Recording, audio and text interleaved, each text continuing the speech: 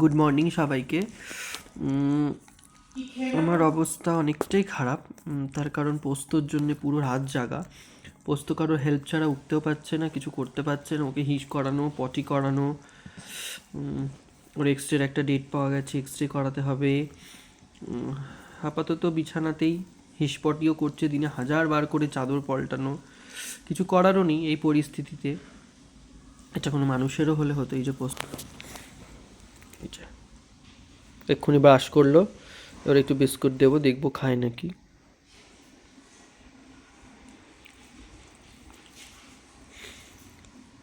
কাল রাত্রে হঠাৎ করে একটা প্যানিক অ্যাটাক মতন ওর হয়েছিল, প্রচণ্ড হাঁপাচ্ছিল। তো ডক্টর একটা মেডিসিন বললেন, সঙ্গে সঙ্গে এনে দিলাম, তাও ঠিক হচ্ছিল না। অনেকক্ষণ পর আবার ঠিক হয়, স্বাভাবিক হয়।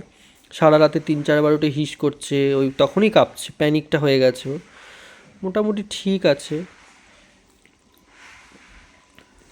একটু ভোগাচ্ছেই যা, শরীর থাকলেই ভোগান্তি, কিছু করার নেই।